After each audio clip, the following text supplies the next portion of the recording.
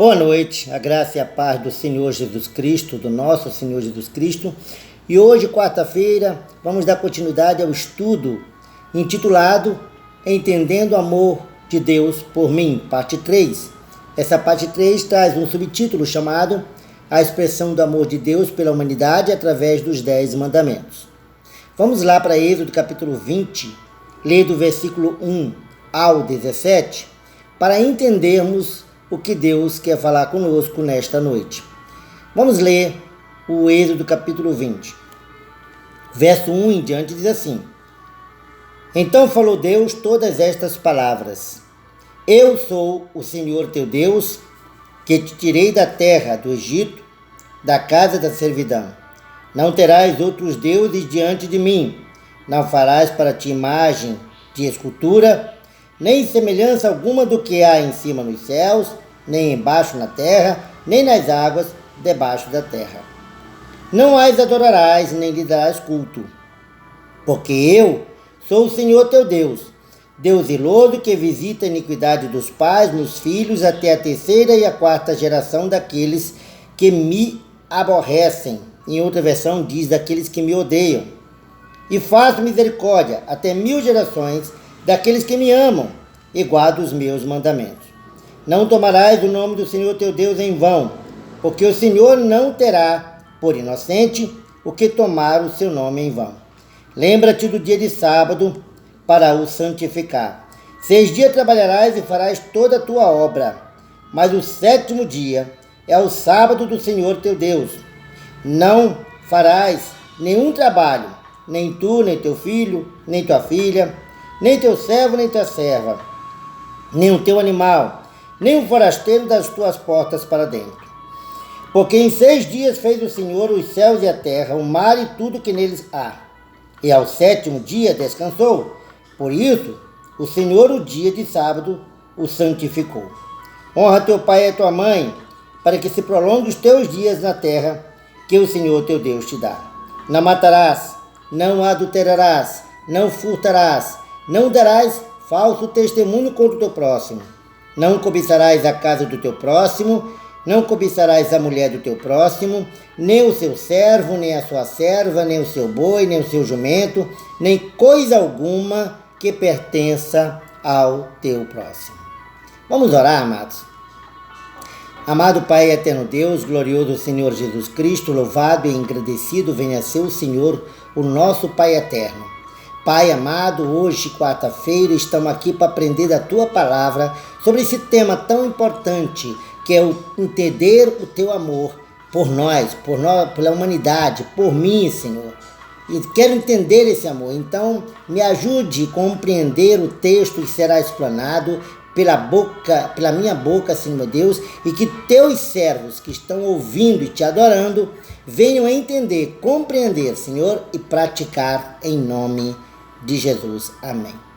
Amados, na semana passada, nós vimos Deus demonstrar o seu amor pela criação, por toda a humanidade, na criação de todas as coisas.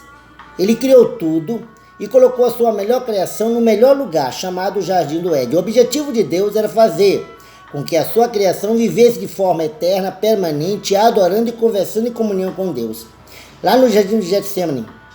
Mas ele, percebendo que haveria a possibilidade da humanidade pecar, Adão e Eva, porque foi expulso dos céus, Satanás, que criou rebelião lá, foi expulso de lá, Apocalipse capítulo 12, do verso 7 ao 9. Então Deus botou uma só lei lá no Jardim do Getsemane para que a humanidade criada, Adão e Eva, não pecasse.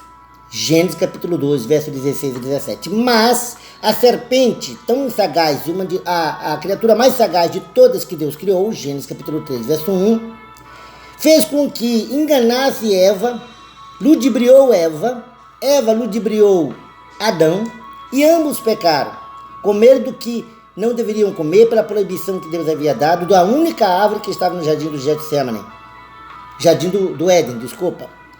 Gênesis capítulo 3, verso 6, eles comeram.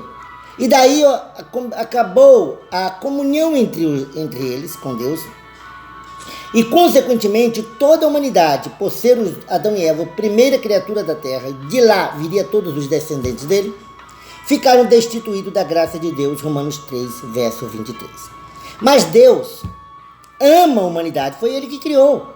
Então ele resolveu criar outras formas para atrair o amor da sua humanidade, para fazê-los obedecer à ordem de Deus, para eles terem uma comunhão nos relacionamentos que o ser humano vai ter consigo próprio, com o ser humano próximo e com Deus. Então, ele criou os 10 mandamentos, é o que nós vamos aprender nesta noite. Então, Deus falou, no versículo 1 e versículo 2 do capítulo 20, Deus falou todas as palavras que estavam escrito lá nas 2 tábuas, as leis, os 10 mandamentos. E ele disse mais que ele era o Deus do povo. Ele tirou esse povo da casa da servidão, lá do Egito. E quando ele se expressa com o nome Eu Sou, essa expressão Eu Sou é o nome de Deus. Ele se apresentou a Moisés. Êxodo capítulo 3, verso 14 diz assim: Respondeu Deus a Moisés, eu sou o que sou. Disse mais, assim dirás aos olhos de Israel, eu sou, me enviou a vós. Então, como todos já sabem, Moisés disse, se eles não me acreditarem, aí fez aquelas, a vara se tornou a serpente, tornou o mar, o rio do Nilo em sangue, e por aí outras características que Deus permitiu que Moisés fizesse, para que o povo cresça que Moisés foi enviado pelo Eu Sou, no caso, o Deus Todo-Poderoso. O Eu Sou também é expressado por Jesus. Diz ele, eu tenho toda a autoridade nos céus e na terra, tá? O Eu Sou Jesus, Mateus 28, verso 18, diz, eu tenho toda a autoridade nos céus e na terra. Por isso, ide, fazei discípulos de todas as nações, versículo 19. Tá? Deus é quem escolhe a pessoa. Deus escolheu Moisés para tirar o povo do Egito, para levar para o deserto, para santificá-lo, ensinando a palavra que ele havia dado em 10 mandamentos. Tá? Êxodo capítulo 3, verso 10, diz assim, agora, pois, vem, dizendo para Moisés, vem, te enviarei a Faraó, para que tires do Egito meu povo, os filhos de Israel. Deus falou com Moisés, mas Moisés começou a ter medo, porque era gago, parece, né? Não tinha eloquência, não sabia falar direito. Apontou Arão para que fosse ele o escolhido, e Deus com isso ficou zangado. Então, amados, Deus fica zangado conosco quando nós nos ocultamos, quando nós nos esquivamos de obedecer a sua vontade, quando ele nos chama para uma obra. E todos nós fomos chamados para uma determinada obra. Ainda que Moisés tivesse medo, Deus disse, quem fez a boca não fui eu. Deus sempre quer falar com o seu povo. Por isso ele escolheu Moisés. E ele diz assim, Êxodo capítulo 4, verso 15 e 16, ainda nessa conversa de Moisés ter colocado Arão na história, ele diz assim, verso 14 de Êxodo, verso 15 de Êxodo capítulo 4, e tu falarás a Arão e porás as palavras na sua boca, e eu serei com a tua boca e com a boca dele, ensinando-vos o que haveis de fazer. E ele falará por ti ao povo, e acontecerá que ele te será por boca, e tu lhe serás por Deus. Nessa passagem, Deus colocou Moisés acima de Arão. Ainda que Arão fosse a pessoa eloquente que falasse diretamente ao povo no início de tudo, Deus permitiu que isso acontecesse, porém disse, tu serás para com ele Deus, como se fosse um Deus. E ele será para ti como se fosse a tua boca ao povo. Então, amados, nós olhamos em Hebreus capítulo 5, verso 4 e 5, que é a confirmação de que Deus é que escolhe, quem lidera o seu povo. Deus é que escolhe quem vai à frente de uma obra determinada. Tá? Hebreus capítulo 5, verso 4 e verso 5 diz assim, e ninguém toma para si esta honra, senão o que é chamado por Deus. Como Arão, assim também Cristo, o próprio Cristo, não se glorificou a si mesmo para se fazer o sumo sacerdote. Mas aquele que lhe disse, tu és o meu filho, hoje eu te gerei. Deus disse isso quando Jesus, humildemente, falando com João Batista, disse: batiza-me, para que se cumpra a vontade de Deus. E lá apareceu a pomba em forma de Espírito Santo, né? O Espírito Santo em forma de pomba, melhor dizendo, corpórea. Apareceu o próprio Jesus que estava sendo batizado e a voz de Deus dizendo: este é meu filho que me comprazo, a ele ouve, né? Hoje eu te gerei. Deuteronômio capítulo 5, verso 5 diz assim: estava eu neste tempo entre o Senhor e vós, Moisés falando para o povo, estava eu, Moisés, entre Deus e vocês, para anunciar a palavra do Senhor. Porque tiveste medo por causa do fogo e não subiste ao monte. Amados, Deus coloca alguém entre ele, Deus, e o seu povo, para que o seu povo ouça as orientações de Deus. Deuteronômio capítulo 9, verso de 9 a 10 diz: Deus é quem escreve os 10 mandamentos. Ele diz: quando subi ao monte, recebi as tábuas de pedra, as tábuas do pacto que o Senhor fizera convosco. Fiquei no monte 40 dias e 40 noites, não comi pão nem bebi água, e o Senhor me deu 2 tábuas de pedra escritas com o dedo de Deus, e nelas estava escritas todas aquelas palavras que o Senhor tinha falado convosco, do monte, do meio do fogo, ao dia da assembleia. Vamos entender agora o verso 3 ao verso 11, os primeiros 4 mandamentos. O primeiro mandamento é não ter e nem fazer imagem para si. Você pode aí verificar no versículo 3 e versículo 4 que ele proibiu que não tivesse imagem e não fizesse imagem para si, certo? 1 Coríntios capítulo 3, verso 16, diz que dentro de nós habita o Espírito Santo. Nós somos templo do Espírito Santo. Então Deus sabe, através do Espírito Santo, mesmo que não tivéssemos, ele já sabe que ele olha. Todo mundo está patente aos olhos de Deus. Então, com o Espírito Santo habitando em nós, ele sabe quando nós o adoramos ou tomamos outro Deus, outro ídolo para adorar, colocamos alguém ou algo em primazia na nossa vida e não colocamos Deus. Então, 1 Coríntios 3,16, nós somos templo do Espírito Santo. O Salmo 115, do verso 4 ao verso 8, descreve que os ídolos não são nada. Tem boca, mas não fala, tem ouvido, mas não ouve, tem nariz, mas não cheira, tem mãos, mas não apalpam, tem pés, mas não andam. E no verso 8 desse Salmo 115, ele diz assim: semelhante a eles sejam os que fazem, todos os que neles confiam. Deus não gosta de que nós coloquemos ídolos para adorar. Olha o que ele diz em Deuteronômio 27, verso 15. Maldito é aquele que faz o ídolo. Maldito o homem que fizer imagem esculpida ou fundida, abominação ao Senhor, obra da mão de artífice, e puser no lugar escondido. E todo o povo respondendo dirá amém. O segundo mandamento é reverenciar esse ídolo. Se o primeiro é não ter e nem fazer, o segundo mandamento é não reverenciar esse ídolo. Tá? Leia o versículo 5 e versículo 6. Nós olhamos em Isaías 42, verso 8, o seguinte: eu sou o Senhor, este é meu nome, a minha glória, pois a outro não darei, nem o meu louvor à imagem esculpida. Deus não quer dar a honra de adoração dele à imagem de escultura que não ouve, não fala, não anda, não socorre. Ele que faz tudo isso, que ouve, que fala, que socorre, e nós colocamos pedaço de madeira, de gesso, de metal para falar. Isso é idolatria. Então o primeiro e o segundo mandamento está respectivamente a um termo, idolatria. Isaías 46, verso 7, fazer procissão porque não se move. Olha só, eles tomam sobre os ombros, levam e colocam em seu lugar, e ali permanecem em seu lugar e não se pode mover. E se recorre a ele, resposta nenhuma dá, nem livra alguém de sua tribulação.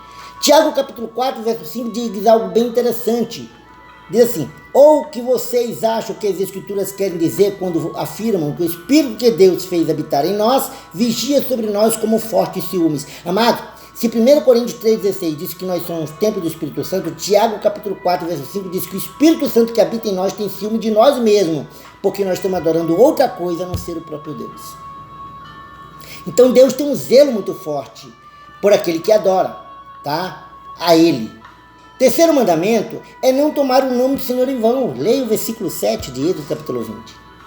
E às vezes nós juramos falsamente usando o nome de Deus para dizer uma mentira que não é verdade. Levítico 19, verso 12, também fala sobre o seguinte: não jureis falso pelo meu nome, assim profanando o nome do vosso Deus. Eu sou o Senhor. Isso lá em Levítico 19, verso 12. Mateus capítulo 5, verso 33 e 34 diz assim: outro sim ouviste que foi dito aos antigos, não jurarás falso, mas cumprirás para com o Senhor os teus juramentos? Eu, porém, vos digo que de maneira nenhuma jureis pelo céu, porque é o trono de Deus. Não jureis pelo nome de Deus. Não use o nome do Senhor em vão. O quarto mandamento é sobre guardar um dia para o Senhor. Leia do verso 8 ao verso 11.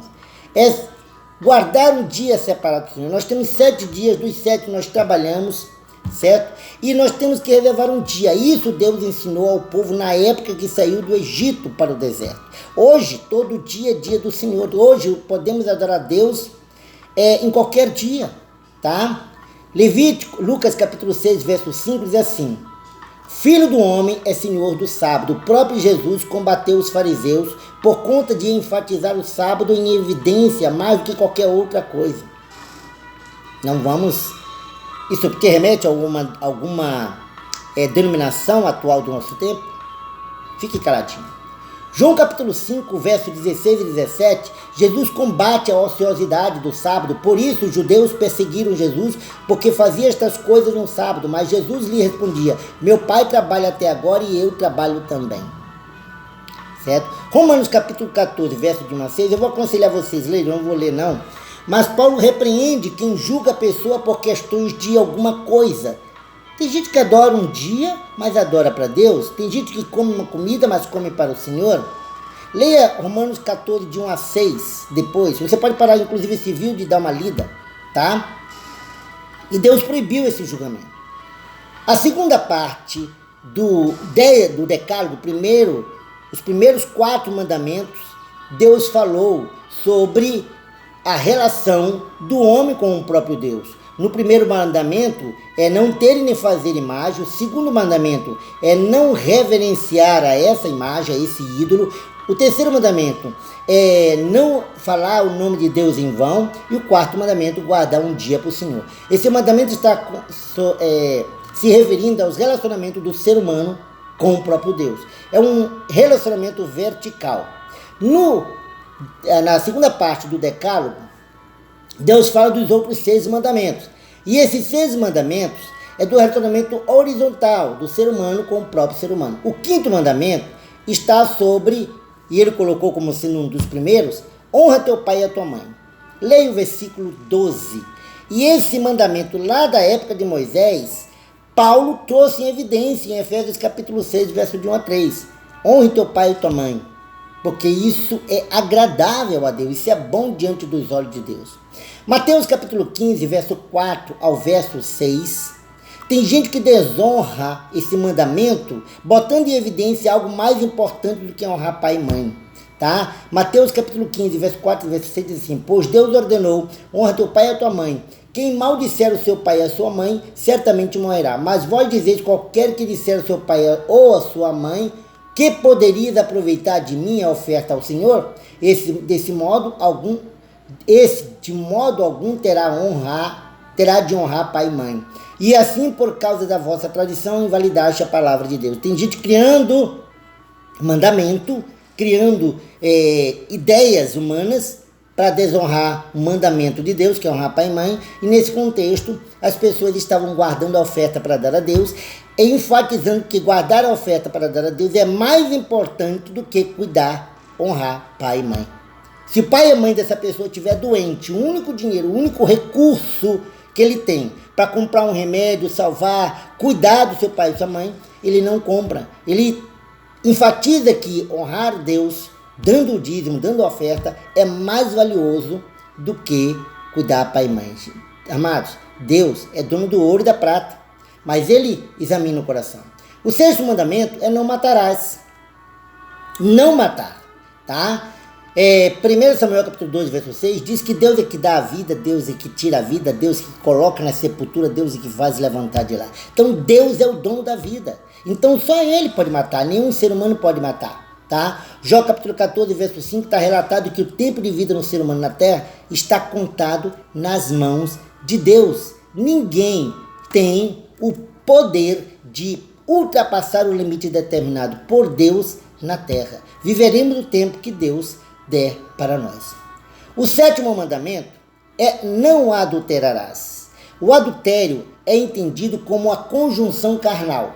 A conjunção carnal, a prática literal do adultério. Isso no nosso entendimento e no entendimento da época também. Só que no tempo de Jesus, ele amarra isso de uma forma muito mais profunda.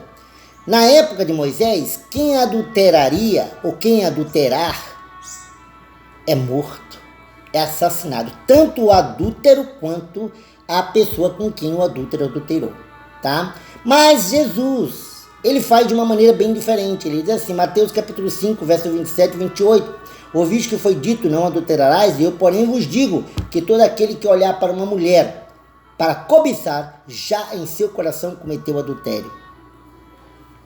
O 8º mandamento é: não furtarás. Não furtar. Amados, a diferença entre roubar e furtar é que o roubar, nós somos agredidos fisicamente, tá? Para a pessoa usufruir, tirar de nós um pertence. Isso é roubar. O furtar é ser tirado de nós algum pertence sem a nossa percepção, sem agressão, sem susto. Podemos estar dormindo e alguém vir tirar um pertence seu. Isso é furtar. E quanto a esse 8º mandamento, tá? João capítulo 12, verso 4 e verso 6, olha o que está escrito sobre um dos discípulos do nosso Senhor Jesus Cristo, Judas Iscariotes. Ele furtava. Diz o verso 4, mas Judas Iscariotes, um dos seus discípulos, aquele que o havia de trair, disse: por que não se vendeu este bálsamo por 300 denários e não se deu aos pobres?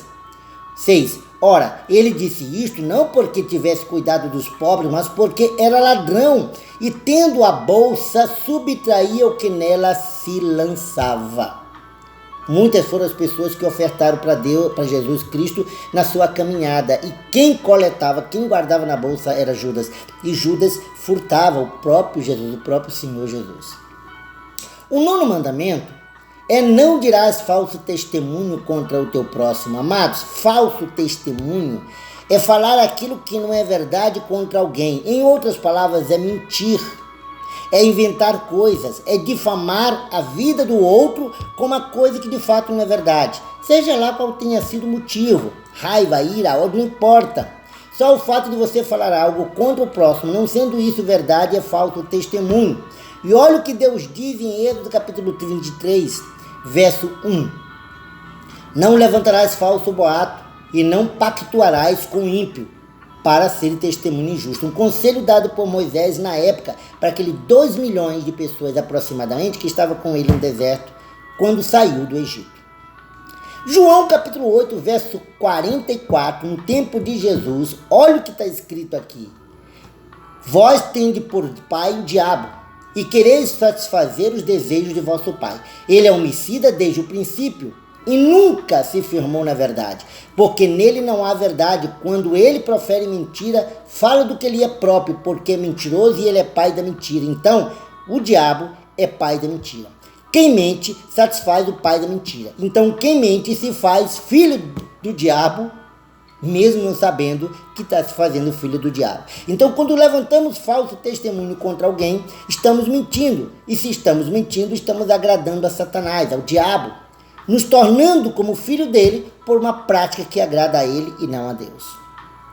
Esse é o 9º mandamento. O 10º mandamento, para concluir, tá? O versículo 17 diz assim: não cobiçar. Não cobiçar a casa do próximo, a mulher do próximo, o servo e a serva do próximo, os animais do próximo, nada do que pertence ao próximo não podemos cobiçar. A cobiça, ela pode ser comparada à inveja, tá?